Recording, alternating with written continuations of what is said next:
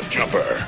Commence countdown. 5, 4, 3, 2, 1.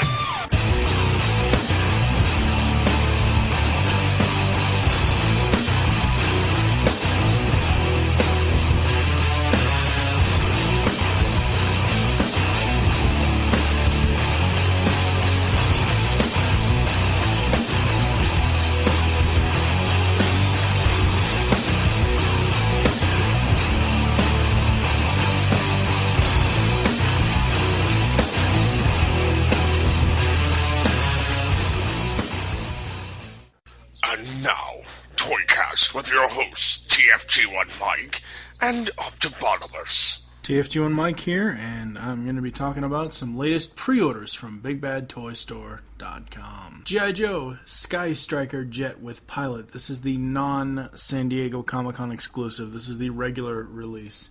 This fantastic 3¼ inch scale vehicle from the 80s is getting reissued with new details and more. The original was a staple of the cartoon series as well as prized part of collections. This version comes with a Pilot figure and we have it listed at $37.99. Green Lantern Movie Masters Series 04 set and singles. We have this assortment back up and ready for pre-orders. It includes Green Lantern, Gallius, Zed, and Hector Hammond, and they are available singly at $17.99 each or as a set of 2 for $33.99. Jeff Dunham figures and more. Jeff Dunham's friends have inspired new line by NECA. We have new listings for 8-inch window cling figures of Peanut and Ahmed, priced at $13.99 each. 19 to 20-inch talking animatronic dolls of Ahmed, Peanut, and Walter at $43.99 each, saving you $6 each off the MSRP. Talking head knockers of all 3 figures at $14.99 each, and talking keychains of all 3 figures at $6.99 each. If you're a fan of Jeff's friends, these are a great way for you to bring them to life in your collection. Doctor Who Monopoly, 11th Doctor Edition. This new version of Monopoly uses images from the 11th Doctor's episodes, and also contains figures exclusive to this set. This imported version of the game is listed at $49.99 and is perfect for fans of the show. Transformers Dark of the Moon Voyager MechTech Revision cases. We have listings up for the Series 3 Revision 02 and Series 3 Revision 03 cases of the Voyager MechTech figures. These cases each include Shockwave, Sentinel Prime, and an Optimus Prime Redeco, with the Revision 2 case adding Ironhide and the Revision 3 case adding Skyhammer. Each of these cases is listed at $89.99 and should be arriving in July. Reboot, the Definitive Mainframe Edition DVD. The groundbreaking CGI animated series Reboot is coming to DVD as a complete box set this July. We have the 9 DVD set up for pre-order now, priced at $69.99. Mask, the complete series DVD box set. Not to be outdone by the 90s, the 80s animated series Mask is also being released as a complete DVD set. You can bring the exploits of Mask and Venom home this August, priced at $89.99. That's it for the pre-orders from BBTS. Now, on with the show. This is ToyCast, and this is the special Botcon 2011. We are about 48 hours removed from the final day of Botcon. It ran June 2nd to the 5th, and I am with Optibotimus. Hello, sir. Good evening to you. Afternoon, whatever. Yes. So, you went to Botcon this weekend. I did. Last weekend. I did. And for those of you that are astute at noticing such things, I think I left my voice at Botcon, and it has yet to catch up with me. So doing this, Mr. Mike, is a strain on my vocal processors. Hey, I asked you on Twitter earlier if your voice had recovered. You said, yeah, kinda. So it's not my fault. There's the kinda is there. All right, so Paul is here to fill in the yearly. I like doing the yearly BotCon wrap up with one person that has been to the current year of BotCon, because this is the second time I've done this. The first time I did it was last year with Michael Wilson, because what I had him do was I had him go over just briefly, like, I don't know, 2 or 3 minutes per toy, I had him go over every single exclusive from last year's set. So this year we've got several different topics, and Paul's gonna basically fill us in on several things. This is your first Botcon, is it not? This is my first Botcon, and if this one is in any indication of how other ones have gone or will go, I can guarantee you that I will be going to future Botcons. Okay, Stone Cold. Sorry. So I literally just got done watching, before I got done talking, I literally just got done watching a review for an upcoming Stone Cold Steve Austin. Oh, it's not my fault. all right. So this being your first BotCon, what are your impressions overall of first the convention and then just the social interaction that you had this year? The convention, the convention aspect of things, while it was amazing and incredible to go to, it really, in my mind, took a sidekick approach to the social aspect of it. The social aspect was the best. The actual convention itself, I mean, it was obviously put on by Hasbro and the people over at the Transformer Collector Club, and they did a wonderful job, an outstanding job, and I can't speak highly enough about how well they did. The panels that they put out there were entertaining. Thanks in no part to the people that were participating in the panels. But it was kind of a surreal type of thing. I was driving there, and obviously I didn't have as long to drive as some other people. I might have been one of a very small group of people that just live outside the area of Pasadena, California, whereas someone like P.A. had to fly all the way from Virginia to come out here, and yeah, many other people flew. I mean, Cobra Commander TFW might have been one of the furthest people to come because he flew all the way from the UK to come out here for BotCon. Yep.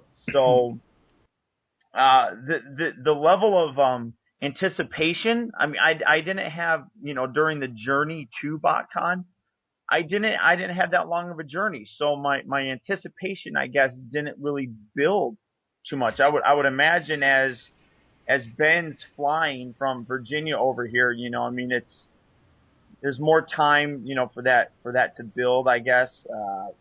So when I got there, it was kind of like oh yeah, I'm kind of here. All right, now what? And for the first day, I mean, there were kind of lulls. Saturday was the best day to do anything. I got there on Thursday, and the only thing to do really on Thursday was line up and pick up your package, your Primus package. Friday kind of was they opened the dealer room on Friday, and you could finally get in and see some of the stuff, but that aspect was kind of I don't particularly care for the dealer room. That was kind of. That's because they didn't have any Fort Maxes there. They did. They actually did, but they had 4 or 5 of them. But the best looking one without, I mean, when you deal with Fort Max, one of the biggest things that you have to pay attention to is the yellowing of the white plastic on him. That's one of the biggest drawbacks. That's something that you could buy an incomplete Fort Max and you can piece it out and you can eventually get a complete one. Right. There's nothing you can do about yellowing on any kind of Transformer figure or figures in general. Once they're yellowed from sunlight or smoking or anything of that nature, they're ruined.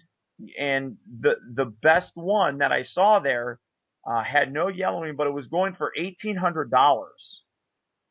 And I basically told them that they can, go someplace. That's nuts. Yeah, $1,800, which is that's I mean, Fort Max is a premier centerpiece in any collection.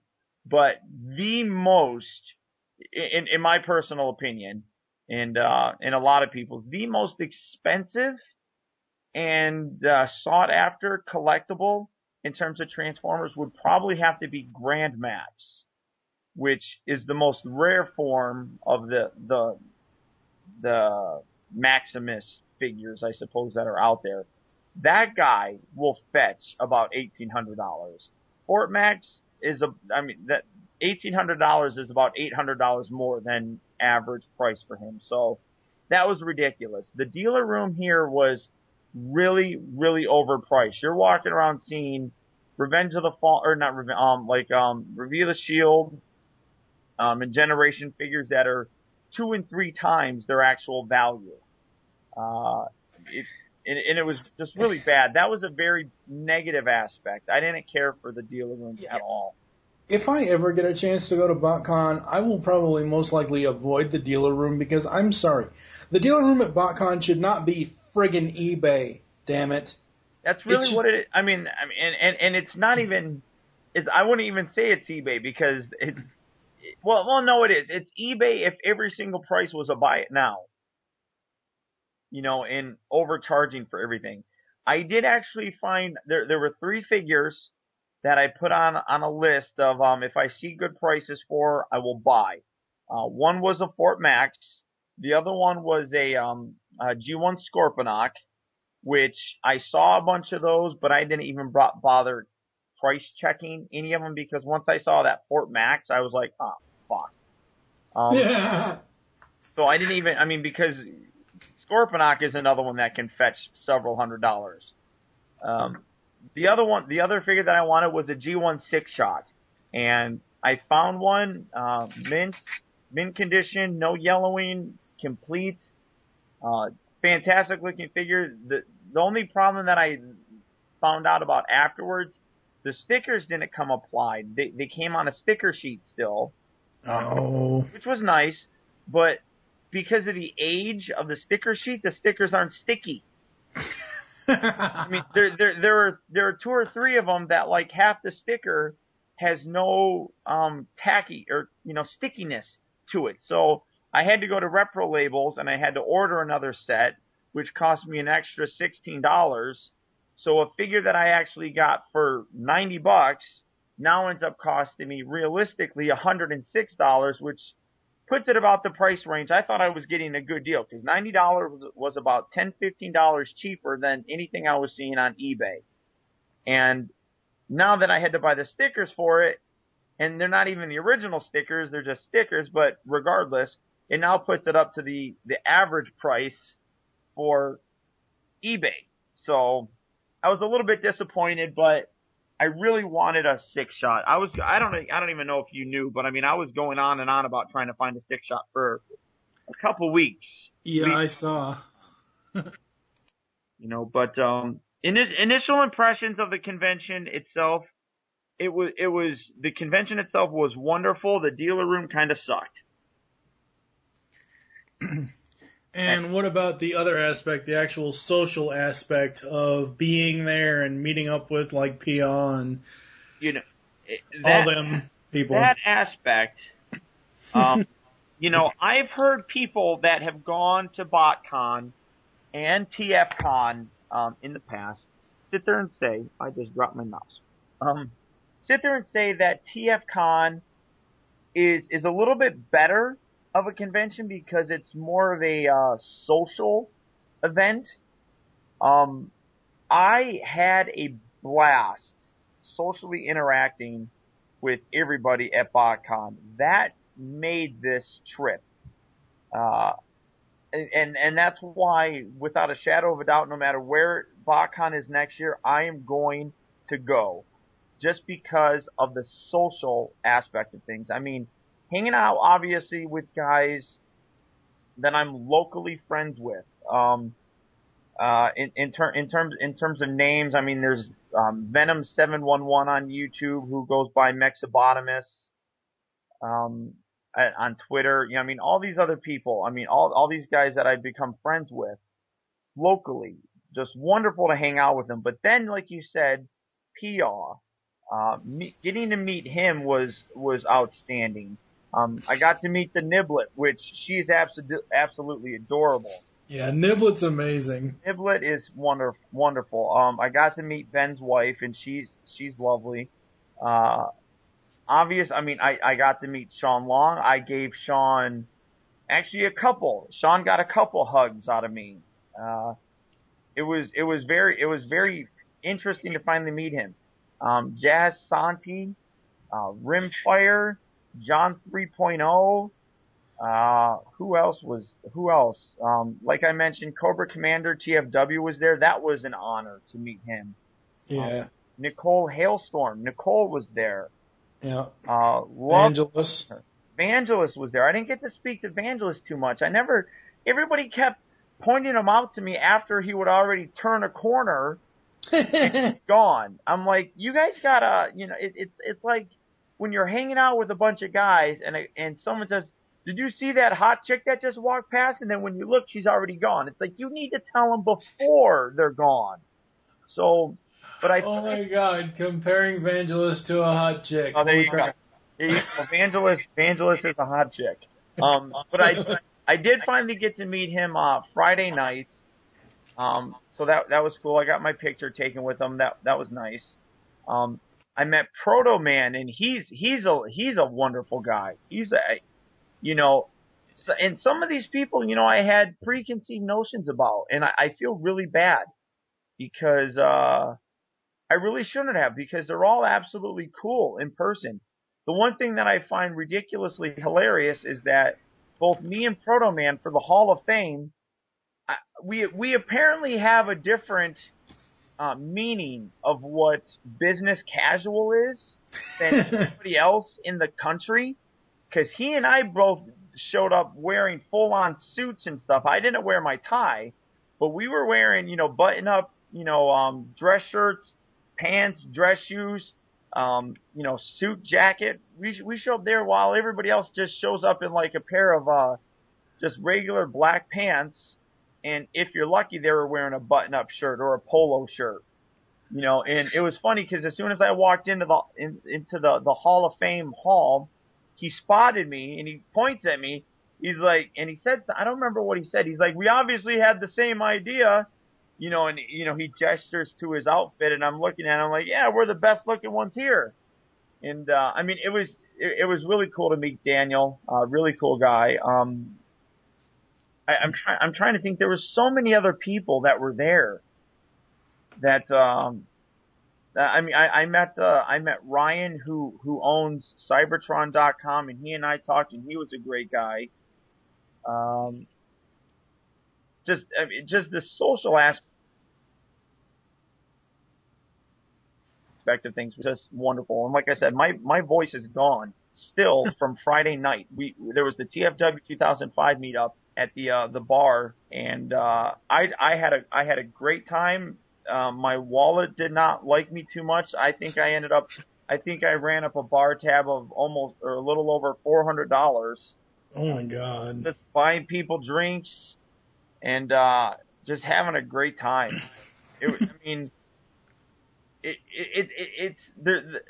I can't even describe all the fun that was had in those few hours. We were sitting there, and I bought everybody a drink, and I was sitting there, and obviously I was a little bit drunk by this point. And we're sitting there. There's all my local LA friends. Ben was there. A couple other people were hanging around, and I bought everybody drinks. And I was sitting there, and I was just doing a little bit of a toast, and I was like, all you guys, you're awesome. I love all of you guys. Wonderful hanging out with you. And then there was some random guy that was there, and he was like a TFW guy, and I just looked over and I'm like, I don't even know you, but I love you too. And everybody was it was just so much fun. The social aspect, it just far and away blew everything else out of the water at Botcon. Yeah, the last 4 years, 2 of them out of the 4, last year and this year, it seems like, starting last year, it's like, oh my God, the social explosion at Botcon, because as you said earlier, everybody's like, oh, well, Botcon is mass market. We just go for there for the panels. We don't go there for the social interaction, blah, blah, blah, blah. Whereas TFCon, it's more social. You know, Right. last year and this year, I've noticed, and maybe it's just because of the explosion of Facebook and Twitter, I've noticed a lot more socializing from everybody the last 2 years at Botcon. Everybody that I know that is gone. So, you know, maybe there's a turnaround here. Here's an indicator. If you look, and I just noticed this, if you look at the pictures that people are taking, predominantly, far and away, they're pictures of people just hanging out and having fun. Yeah. They're not pictures of panels or, you know, I mean, obviously, I mean, there are some of those, you know, but I mean, I look at my phone, I have maybe, say, 5 pictures of Peter Cullen when he did the script reading. Compared that to 20 pictures Yeah. from when I was just hanging out with my friends. Yep. You know, and to me, that's a good indicator that people are going there to hang out with the people, and everything else is just a bonus. Yeah. Yeah. So speaking of the panels, what panels did you actually attend? I attended. Now, it was tough to attend them all. Some of them seemed kind of lame. I mean, I didn't go to the Collector Club panel when they revealed I guess I should have, because I was kind of curious about it. But they revealed next year's figures, and they showed pictures of them and things of that nature. I didn't go to that. I went to the Hasbro toy panel, which showcases toys that haven't really come out yet and things that they're working on in the future.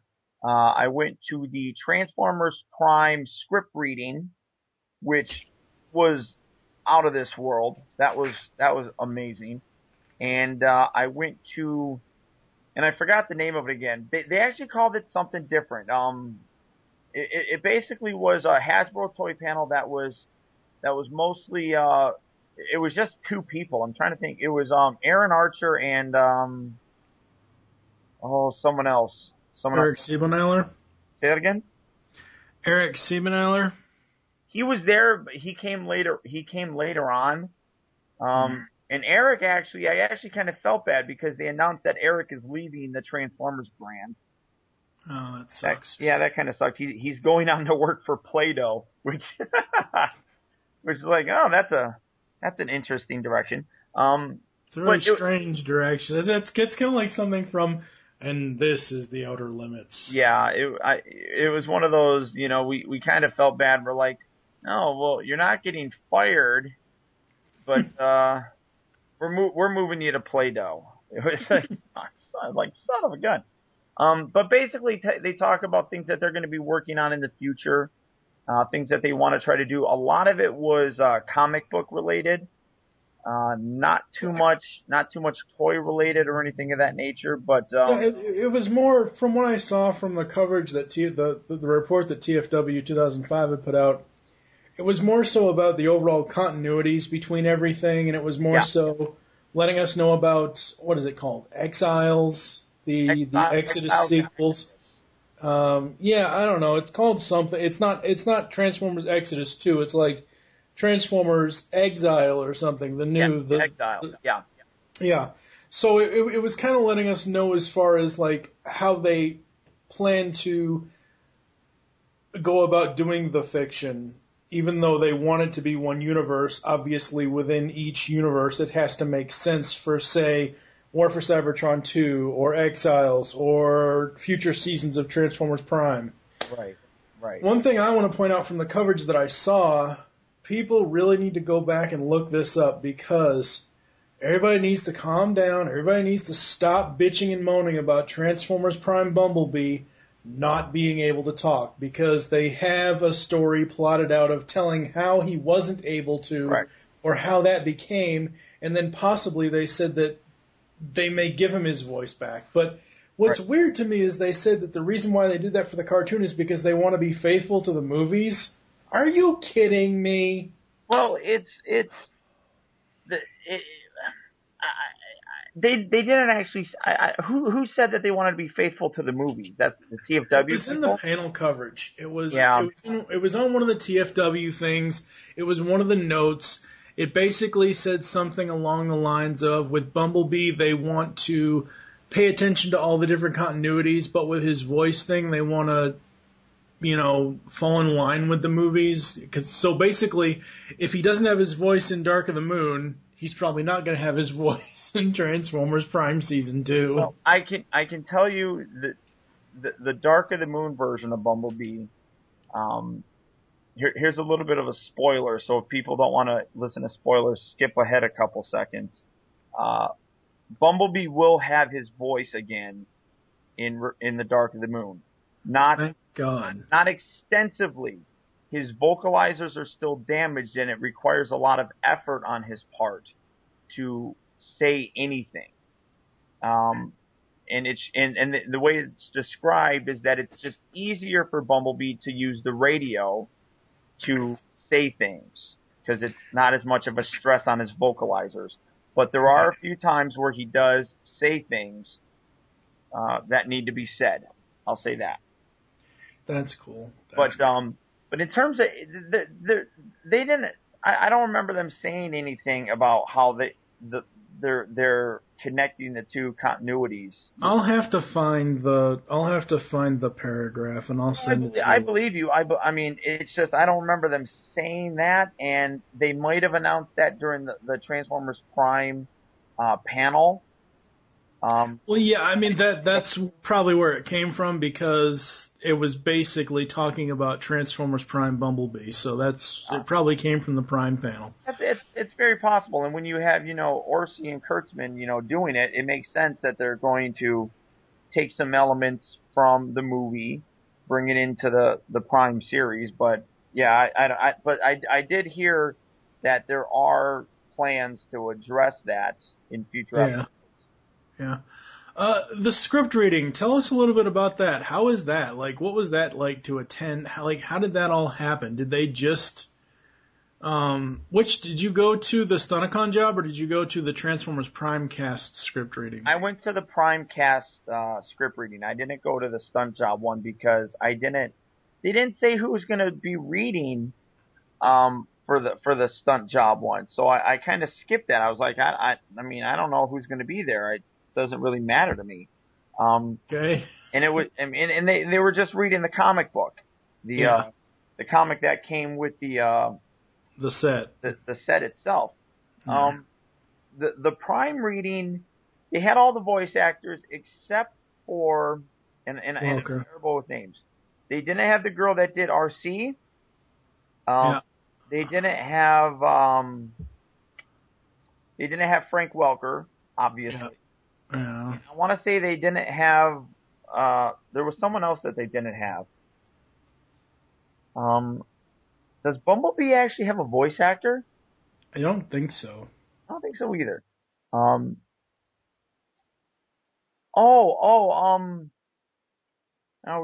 shit. Ernie Hudson actually did him. Well, I mean, Ernie Hudson was there, and Ernie Hudson filled in for the guy. Oh, okay. And I can't remember exactly who it was. So wait a second. Ernie Hudson was there, and you didn't get a chance to corner Winston Zedmore afterwards? He didn't. He wasn't. He wasn't available for autographs. I don't think. Otherwise, I would have. What I did love about, I mean, so here we are. First, we go in. We're all sitting down, and we're not allowed to take pictures while they're in there, which is stupid. I mean, they let you take pictures when they're introduced, but when they sit down and they do the reading, you're not allowed to take any pictures or anything. So we're all in there, and as soon as they come in, obviously everybody just explodes. They stand up, they start clapping. One thing that I do have to say, and people have said it a million times, but I've never witnessed it, is that Peter Cullen really does kind of sit back and have this amazement about him that people are so honored to be in his presence. He's so humble about it.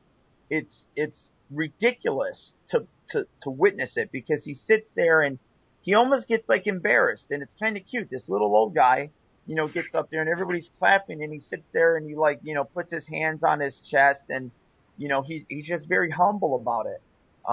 But everybody in the cast recognizes him as who he is, and they all show him the proper respect that he rightfully deserves. Yeah. Back in the days where they actually let people videotape the panels, Optimus Scourge, Gary, he's got a video of Peter at Botcon 04, and that first part, the very first part of the video when he walks in, it's almost like when the people are clapping and he's like bowing to them and everything else. It almost looks like he misses breathe, like he stops breathing for like 2 or 3 seconds. Yeah. Because he is so humbled with all the fandom and everybody loving him for what he's done over the past 25, 30 years. Right. People just, and this was the case any time that Peter Cullen was around. Jumping forward, we'll talk about this in a little bit, but at the Hall of Fame event, he literally got up to change seats. He was sitting in one section, and then he got up to go down into the VIP section to sit down, because they're like, no, you have to sit down there. He literally got up, started walking down the aisle, and everybody just stood up and started clapping. He wasn't introduced. He wasn't doing anything. He was just walking around. People just started clapping. But, you got phenomenal voice actors. Jeffrey Combs, who has always been a huge fan. I've always been a huge fan of him, going all the way back to Star Trek Deep Space Nine. I love Jeffrey Combs. Ernie Hudson, who it was hilarious how several times, and Jeffrey Combs they did the script reading for a recent episode, the one with Skyquake that turned into a zombie. Shadow Zone. Yeah. Yes. They did the script reading for that with, a few minor tweaks. And they're like, they were talking about how the land or the space bridges or whatever, they kind of crossed, and had some kind of weird thing. And they kept talking about, them crossing the streams, which was an obvious, joke towards, the Ghostbusters thing, and, as soon as, Jeff just kept, throwing that out there. And everybody was just laughing, and you could see Ernie over there kind of getting a little bit embarrassed. But he played off of it, because there's a scene later on where Ernie, who's playing Agent Fowler, calls Jack's mom looking for Jack. Right. The lady's like, "Well, no, who is this?" He's like, "Oh, nobody. We're just the Ghostbusters." Then acts like he hangs up, because he didn't want him to know that. Agent Fowler, Agent Fowler. He was a government. So, he's like, "Oh, no, there's just something strange going on. Something strange in the neighborhood." And, that's it. And it was just funny how they played off of it. And, it was just really well done. One thing I will say though, is, they all up there, and again, I'm really bad with names, and P.L. is going to get mad at me because he loves this guy. The guy who plays Jack. Josh Keaton. Josh Keaton, thank you. He also does the voice, for Spider-Man and Peter Parker and in Spectacular Spider-Man, yeah. Correct. And he does a fantastic job. He's a huge fan, just himself. It was funny because somebody had asked him a question. They said, are you going to go around to the dealer room, or are you going to be looking for anything to buy? And he's like, you know what? I grew up with Transformers when I was a kid, and I always wanted a G1 Optimus Prime. And he's like, I never had one. And they're like, well, maybe you could, you can get one and have Peter sign it. And Peter's like, yeah, I would. He's like, I would absolutely do that. A few minutes later, someone from the dealer room came running in with the G1 Optimus Prime and gave it to him. And then, sure as shit, he went over there and had Peter Cullen sign it for him. And, all these, they're all the actors. It's so amazing. There was a thing on there where, another girl came up and asked, and I forgot the guy's name. I'm so bad with names. It's terrible. The fellow who plays Bulkhead. Kevin Michael Richardson. Kevin Michael motherfucking Richardson. This dude gets up there, so this girl comes up there, and she's from England, and she wants him to do this, like, I don't know, some kind of promo that took place over in the UK, and nobody else understood it except for him and this girl. And she was carrying with her, you know, those beer helmets where you put with little cans of beer on the side that you drink in. Yeah. Instead of beer, it was sun-kissed orange soda. Oh my God. And asked if he could put it on and read a line from whatever this thing was. And he's like, yeah, sure, I'll do that. So she runs up there. She's all excited, you know what I mean? And obviously Kevin Mike, I mean, he's just a cool dude. So yeah, he is. To it. She goes up there, hands it to him. He puts it on, and he says the line. But before that, everybody, all the panel members, they whip out their cell phones, and they're sitting there recording him doing this. I know. Like, this is the funniest thing. You know, it's just all these guys up there. They're all fans. They love it. Yeah. One other final quick thought is the chick who plays Miko is as annoying in person as she is on the show. Oh, come on. I love her to death. I love her to death. But she gets up there, and unlike everybody else who just reads the lines kind of and goes along with it, she gets up there and she's got the body language going. She's acting it out as if it was really happening. And she looks like Miko. I mean, she really does. If you were to take Miko and give her a real life form, her voice actress would be that real life form. It was absolutely amazing. Absolutely amazing. That's funny. All right, so we're going to take a quick break, and we're going to come back with Paul's thoughts on all of the Botcon exclusives. We'll be back after this. Hey, what's that? Let's find out. Okay, Reflector. Let's see what you can see. We are back, and it is time to talk about some plastic crack. The way we're going to do this is we're going to start with Paul is going to tell us about the 5-figure box set, give his opinions on each character, each figure, alt mode and robot mode really quick, and then we're going to go through the other 10, 11, however many hell other exclusives there are. All right, so in the box set we have Drag Strip, Dead End, Motormaster, Wild Rider, and Breakdown, which is the Stunticons, because this year's set was Transformers Animated, the Stunticon job. So when you first got the box set and you first were able to just kind of like after you got home after the convention, like, because obviously during the convention you don't have time to really, think it out. When you first get all the stuff home, when you open the box again, what was like, just, I don't know, start from the top. Start with Dead End. What was your opinions on Dead End, alt mode and robot mode? Well, first, you say that we didn't have time. The reason why, because every time you streamed or every time you were on video, you were talking with Optibotimus or you were talking, you know what I mean? There wasn't really time for you by yourself to just sit down and look at the toys. True. I mean, well, yes and no. There were the first thing. Well, first, as soon as I got my set, you go in there. Now my pickup time was 9:00 that night, so I did not. Well, that's when I was allowed to line up, I should say. It started at 6, and subsequently each hour, new lines would be allowed to form. I didn't actually physically get my set until about 11:30.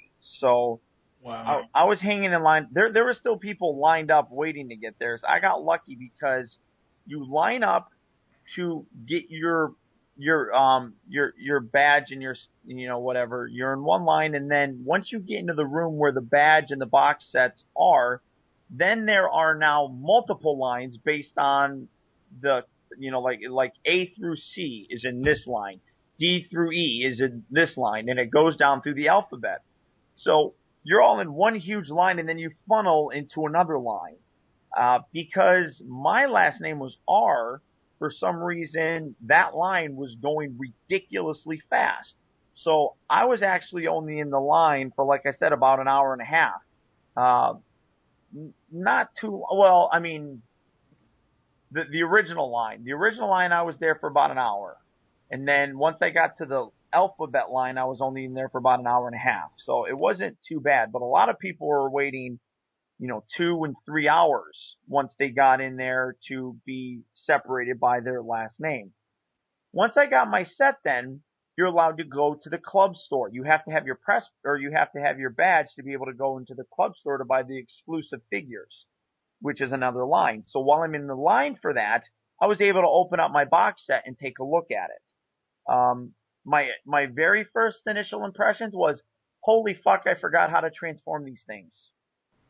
I picked up Drag Strip, first of all, which is a repaint of the animated RC figure, and I'm like, and everybody was making fun of me. Even people in the line who knew who I was, they were making fun of me because I couldn't remember how to transform her. And I'm like, guys, I haven't transformed this figure in like 2 years. Give me a break. Cut me some slack.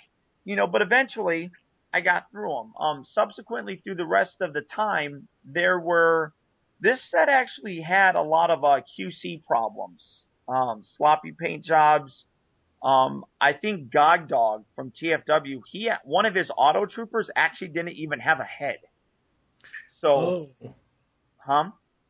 I said, oh. Yeah. So, there were some QC problems. The worst ones were, the Galvatron figure, and I think Toxitron. Those were the ones that had the worst QC in terms of, sloppy paint, chips, parts not, staying on very well, things of that nature.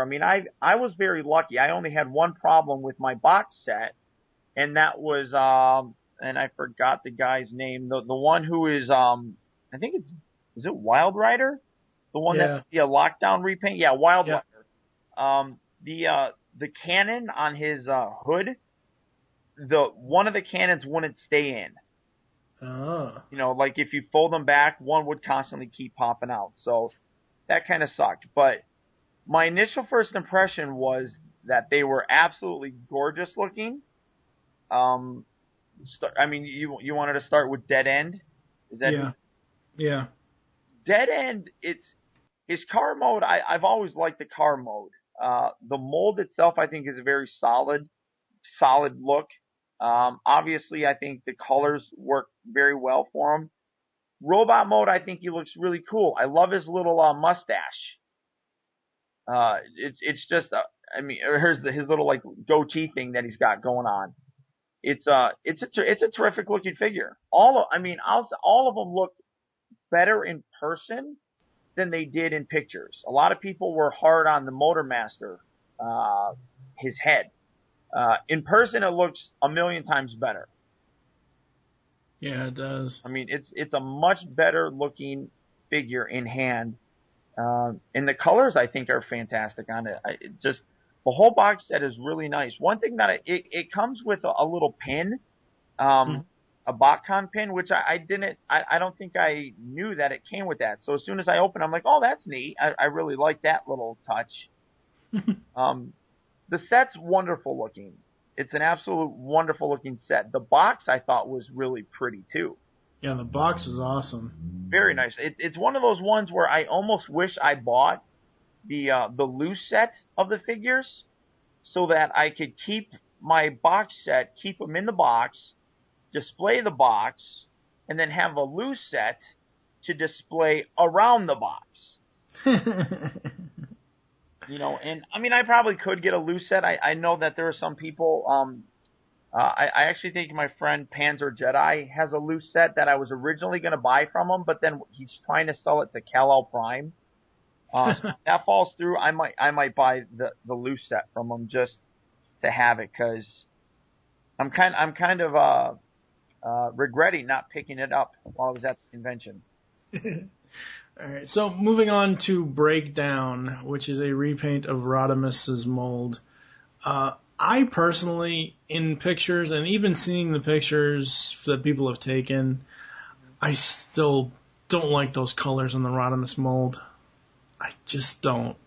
Those are just too weird of colors for me. But what do you think of Breakdown?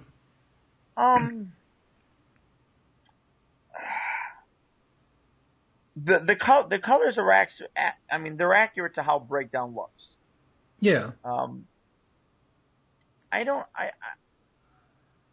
don't know who they could have done a better job using for Breakdown than the actual Rodimus mold.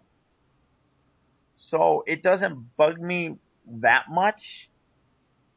I think it looks good. I like the new head on him. I think it's really nice. If I were to, because the Rodimus mold was used twice in this year's set. Yeah. You have Breakdown, and then you have the exclusive Sideswipe figure. I kind of like Sideswipe a little bit more, but only barely. Yeah. But I do like the overall look. And then in robot mode, Breakdown, I think he comes together a little bit better.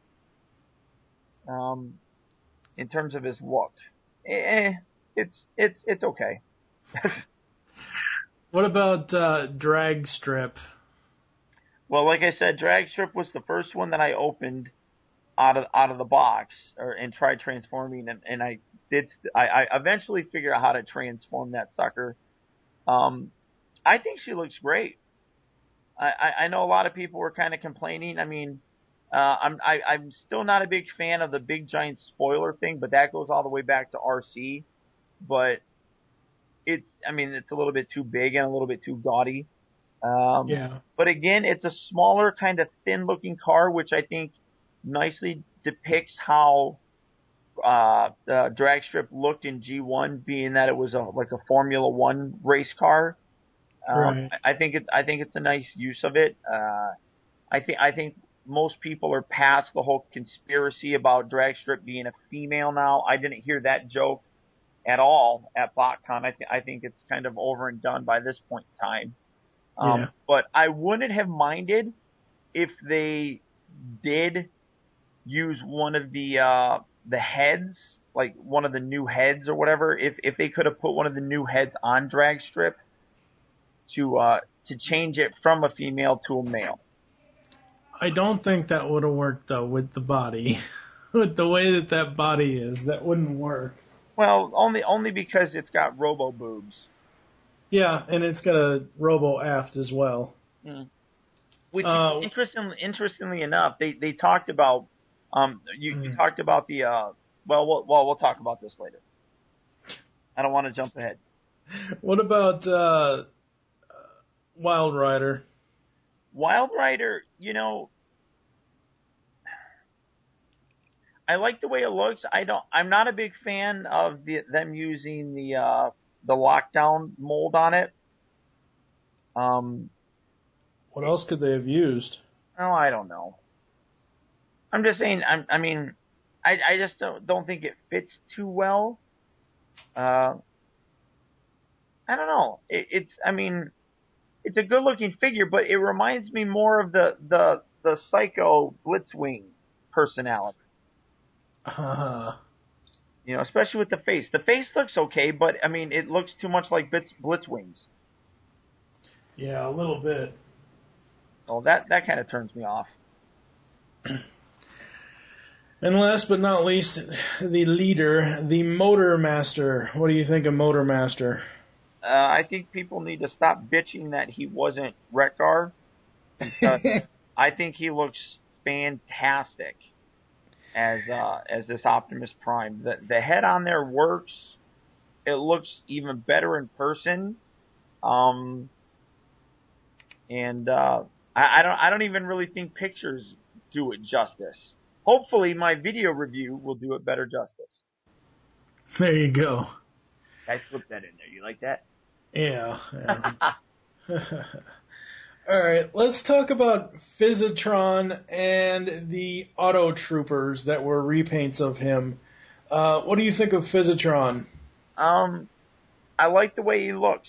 I think I love the new head on it. I like the colors. They're a little bit. I think I used the term a little bit garish in their look, but it works. It looks really nice. Now I don't follow any of the comic book continuities, so I don't know too much about this. But everybody is saying that it's a direct. I mean, his name is Physitron, but it is Iron Fist from the Last Stand of the Wreckers comic, which that's what everybody's saying, and I'm gonna have to just go along with it because I don't know at all about it. But his bio supports that apparently. And I think it also is supported that his name is Iron Fist in the Botcon comic. Yeah, which is weird because it's in the comic they call him that, but then the figure is Physitron, so it doesn't. I don't know. Maybe it's copyrights. Who knows? Well, Iron Fist. They couldn't call him Iron Fist because apparently there's a Marvel character. Yep. Named Iron Fist. That's one of the things that I heard. So, I think it looks wonderful. I will say that I think the Auto Troopers look better.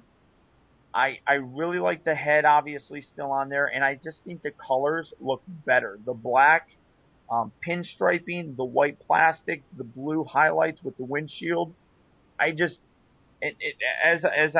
I was going through editing my video, I mean, I honestly do say that the Auto Trooper is my favorite figure out of all the figures from Botcon this year.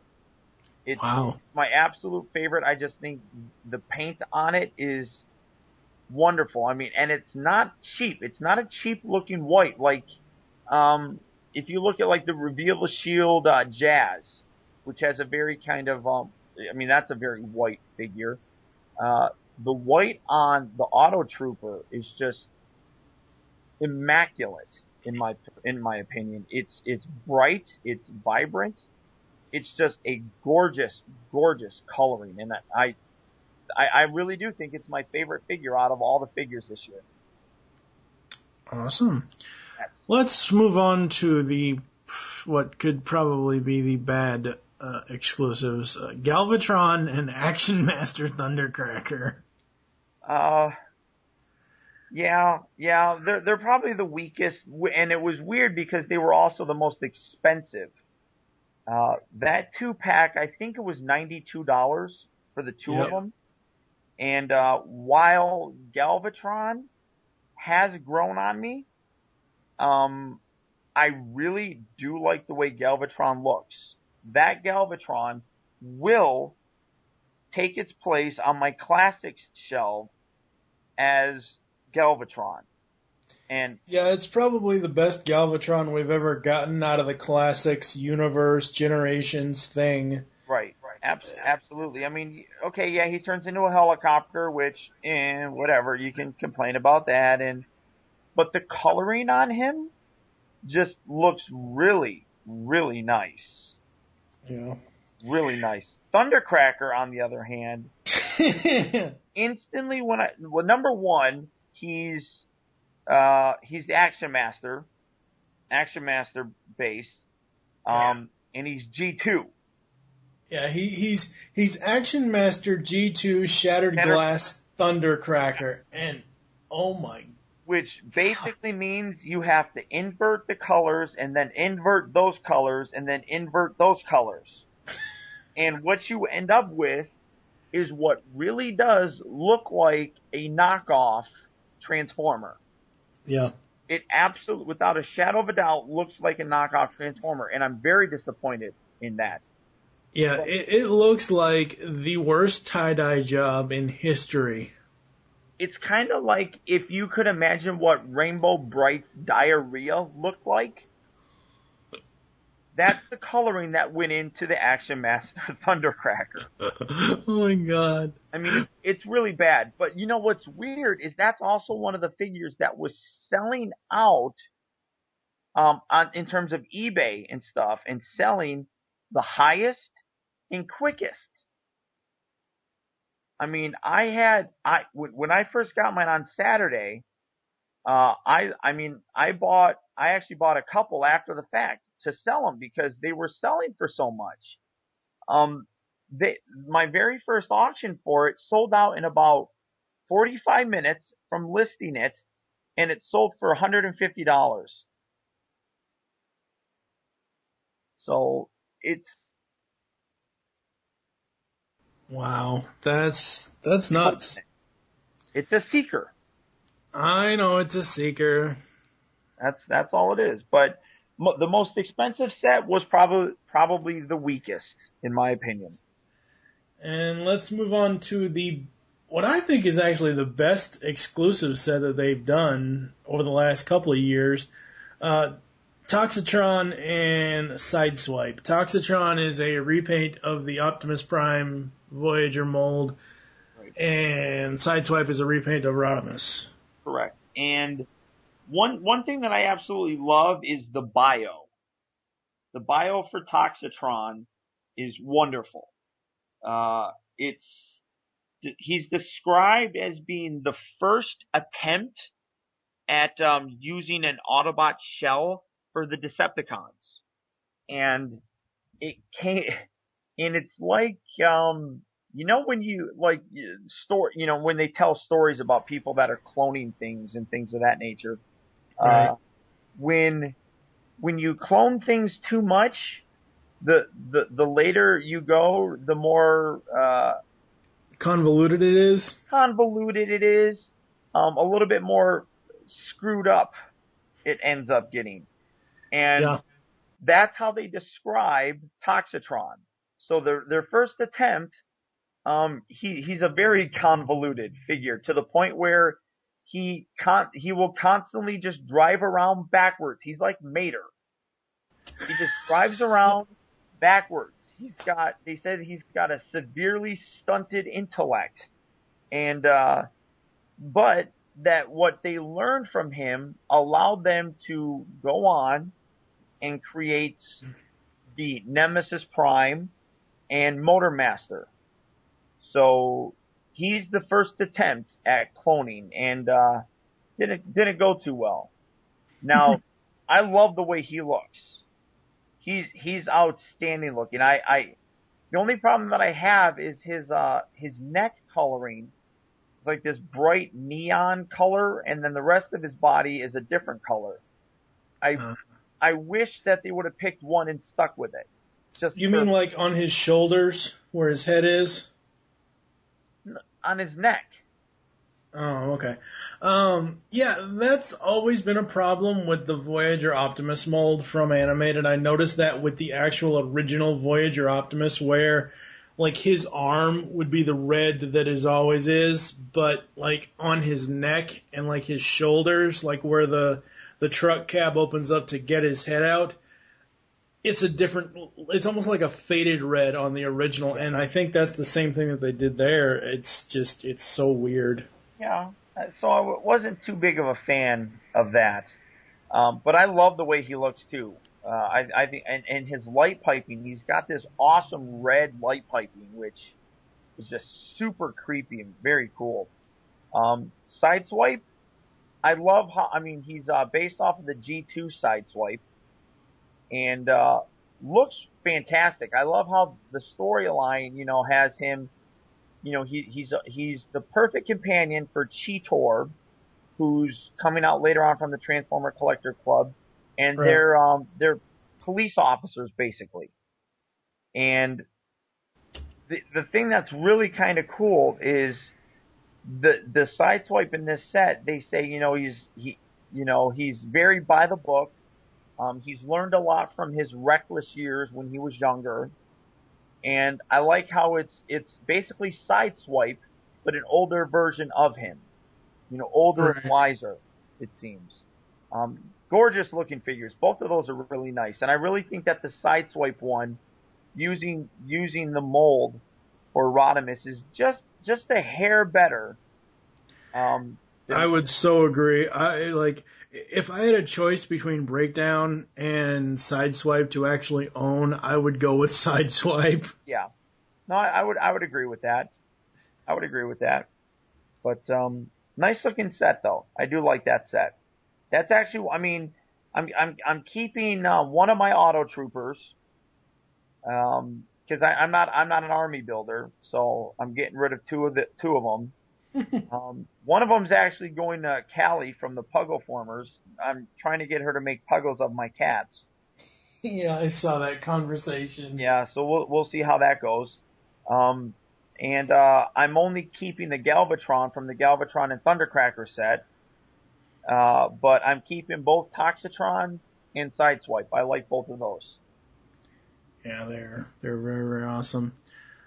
So that's the exclusives. We are going to take another break. You're going to hear some ads, and we're going to come back with the Hall of Fame ceremony. Not dinner. It was dinner last year. It's ceremony this year. And then the outro. So we'll be back after this. Soundwave, jam that transmission! Rumble Frenzy, Ravage Ratbat, Eject, Operation Interference. No, there will be no Operation Interference. I am TFG1 Mike, and you should be listening to my very first podcast, the TFG1 Podcast. 24 episodes covering the entire U.S. run of the 1984 Transformers cartoon. I also have a few supplemental episodes and an interview with Stan Bush. I bring in guest hosts who will be full-time co-hosts in Steve Megatron and fan of the show now co-host Pecan Court Michael. So check out the TFG1 Podcast. You can find it on iTunes and the web at www.geekcastradio.com. Transform and roll out!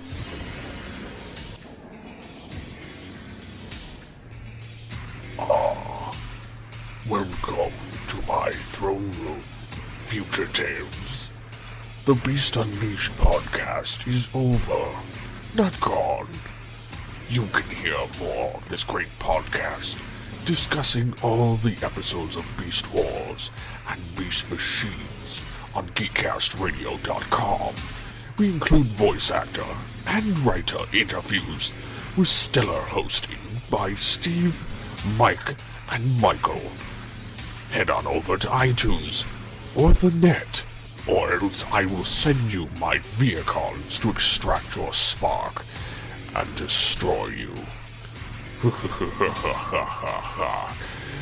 Yes. Emerging from the dark humor that was the Beast Unleashed podcast, Steve Megatron, TFG1 Mike, and Pecan Court Michael move on to Transformers Animated, coming June 26, 2011, Transformation Animation Podcast. 15 podcast episodes covering all 3 seasons of Transformers Animated and the awesome toy line as well. We will also have cast and crew interviews, so get tapped this summer with the Geekcast Radio Network's next Transformers franchise podcast, Transformation Animation Podcast. Decepticons, transform and rise up. Alright, we are back, and the final thing that we're going to talk about is the Hall of Fame ceremony. What was it like this year? It was actually kind of nice. It was in and I can't remember it was in the Pasadena Convention Center Hall or something like that, where they've actually. It was explained that was the very first place that Michael Jackson ever did the moonwalk. Emmys have been, like the award show have taken place there. It's like a 90-year-old building. So I mean, there's this great history when you go into this building, and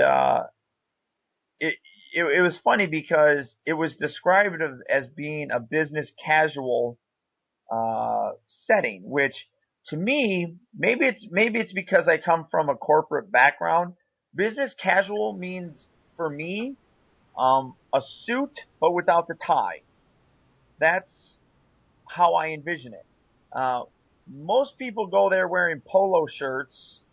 Some people were wearing, they were basically wearing like collar shirts that were kind of tucked in, but weren't really fancy or anything like that. So it was kind of weird. I know, Proto Man and I, we spotted each other, and both of us were wearing suits, and we kind of laughed at each other, and, we both agreed that we were probably the best looking ones there.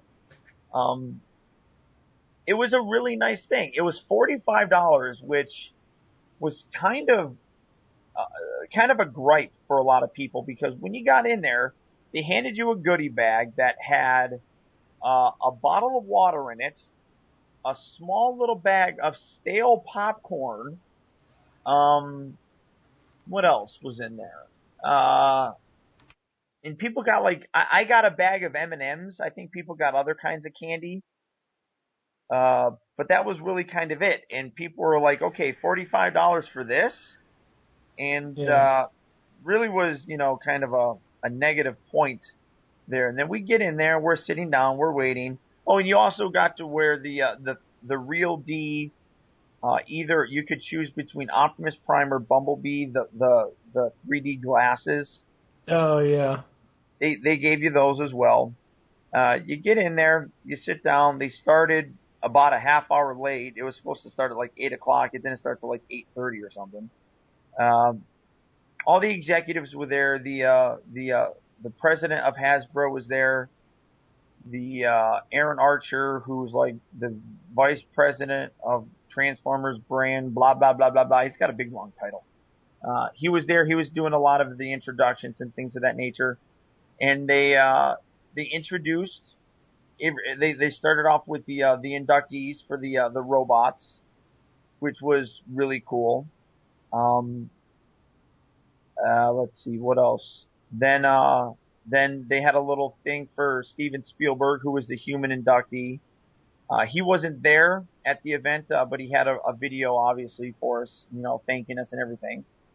Then they introduced, Michael Bay. Michael Bay came up, gave a little spiel about how before he got involved with Transformers, he hated Transformers. He never really liked them. Then we got to see basically it was a 15-minute, well, no, we got to see the first 5 minutes of the movie. And then another like 10, 11 minutes basically was just a trailer with stuff that we hadn't seen yet. Just kind of like clips, sporadically, from the movie, taken sporadically from the movie. But it was basically like a trailer. It was shown in 3D. We watched it. Almost everybody there that I spoke to agreed that what we saw looked fantastic and amazing. The 3D on it was probably the best 3D that we had seen on any 3D movie yet. And, it was, they showcased a lot of scenes, like the whole, squirrel suit where the humans are flying through. That was all shot in 3D, and that all looked spectacular. Absolutely spectacular. After the clip, we got, the final inductee, which was, fan selected, and they were really they had fun with it, with the whole erector thing. I'm so glad that bullshit is over. I agree. Luckily, Waspinator was who won out of the fan selection. And they jokingly went along with it. They did a whole video spoof, talking about, a mock-up history of him and things of that nature. But subsequently later on, the next day, Aaron Archer was in a panel, and like the futures panel or whatever you want to call it. And people asked about him, and he's like, we had fun doing it, but we really want the Hall of Fame to be something serious. And if you, the fans, make a joke out of it, it will make this into a joke. Yeah, and he's right. I mean, it's not. It's kind of like my pet peeve of people running one joke into constantly telling the same joke over and over and over again. I agree. He's right. I mean, I think I heard this from Proto-Man a while ago. Proto-Man said they tried to do a Hall of Fame a number of years ago before this one that's currently happening now. Right. And it didn't really take, or people turned it into it. Yeah, if you turn something into a joke, then the company's not going to put money into it if it's just going to be a joke to everybody. And they really want to do something like this. I mean, this is a brand that's going on almost 30 years that's been around, and they want to put some legitimacy to this and really give it a sense of honor to be inducted into this Hall of Fame. And when you make a farce out of it, by, let's have a rector, that was absolutely ridiculous. Yeah. And when they would announce it, there'd be people, it was funny because half the theater would be booing at it and half the theater was cheering for it. And I'm like, this is the stupid, there were people walking around with banners, trying to show support for it, and they said, we had fun doing this, but let's not do this again, please. Yeah. So I was glad that was over with. And all in all, it was a nice thing to go to. People did complain because last year, you got a dinner. This one you didn't. When you did leave, they gave you another bag of goodies that had some posters in there. Small little, I don't even know if they're, maybe they're like 10 by 11 posters or something like that. But, they're nothing too big. But it was nice to go to, not worth $45. So my only thought is maybe they had to pay Michael Bay's appearance fee. So. Probably. You know what really occurs to me though?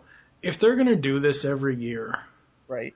Why not work that price into a Primus? Or what, you know what I mean? Not to make the packages cost even more than they already do, but if you buy a Primus package, you're going for the full experience of the convention. Why not find a way to work in the Hall of Fame dinner or ceremony dinner, whatever. You people know what I mean. Right. Why don't they work that into the package price? Well, no, now I can see where I'm failing here is because you have the people that are general admission. Well, general admission, I think they could have went to the Hall of Fame thing too. Right, but that's what I'm saying. That's why they have the instead of including it in a package price and not selling separate. That's why they sell the Hall of Fame stuff separately. Is so. I would say the best way to do it, building on your idea, is if you want to buy the Primus package, get a little bit of a discount on the Hall of Fame. Like instead of $45, maybe it now only is $35 if you get the Hall of Fame. Yeah. So that protoform packages and minicom packages and general admission people can add that on. Yeah, that'll work. They want, but it's more expensive to get the Primus because it'll be a little bit cheaper. Yep. So I mean, all in all, it was nice. But without a doubt, it was not worth $45 this time around. But it was fun. Yeah, you guys had a lot of fun. Yeah, a little bit too much fun. Yep.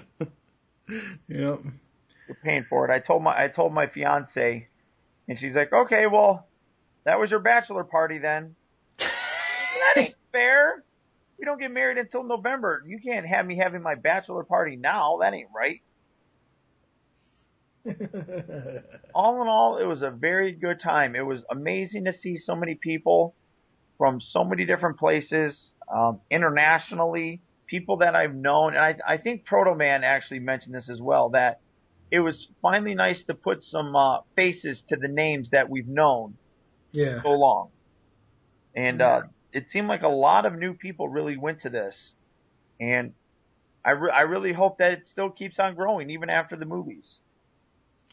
I'm just wondering what they could do next year for a set. That's my only thing. Because they did say in one of the panels that they are I think I don't know if it was the TCC panel or if it was the Hasbro toy panel, they said they're done with animated. They're not doing any more animated exclusives for BotCon, so I'm just wondering what the hell could they do now? They said that if Brian from BotCon, or from the Transformer Collector Club, if they can come up with something and bring it to them, and it works with the existing molds that they have, they will do it. Yeah.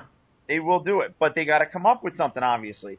Next year, what I can tell you what was said was, because next year will be the 25th anniversary release of the movie, the Transformers animated movie from 1986. I thought that was this year. Well, yes and no. I mean, it's like kind of in between, because it came out like now. So anyhow. But what they said was, what are the odds of getting Wreck-Gar as a troop builder for a future BotCon exclusive? And they said their answer was above average, which to me kind of hints towards them possibly trying to work that into more than likely next year's set. Yeah. That's my guess. My mouth is... That could be very interesting. This is putting some stress on my mouth and throat. But yeah, so, and they still have not announced where 2012 BotCon is going to be. I like that because I know they had that drawing for people to win trips to next year. Right. But I like them not announcing because last year when they announced it at the dinner, as soon as the hotels went on pre-order, they were filled for this year. I mean, I don't think they should announce it the year before where the next one's going to be, because that's not going to give people enough of a chance to even try to get to go, especially like someone like say it's in New York, or say it's in Florida again, say it's out there on the West Coast or something. It's not going to give people like me a chance to even try to book anything, because if it's already filled, well, that makes no sense. I liked how they give the people that attended the event the opportunity to book a little bit in advance as a nod, a thank you to coming. And if you want to go to next year, here's a little bit of a bone that we're throwing you. That's fine for people who attended the event, and that's great. Right. But no, I know. Sit there and announce it, and then wherever it's going to be, have the hotel put the crap up, and then things sells out. Right. No, I understand, but I will say, most places, wherever you go, there are hotels around that you could stay at. True. While I stayed at the Sheraton, which is where the actual convention was, Pia stayed at a Hilton that was like 2 blocks down. There was a Pasadena, it was called like the Pasadena Inn or something like that, where I think Nicole and Andy stayed at. So, I mean, there are plenty of hotels that are around the surrounding areas for wherever it is that they should be able to get a room. I mean, anybody who wants to be able to go, missing out on it because there aren't any hotel rooms is probably lowest on the list. True. That's true. But I do understand what you're saying.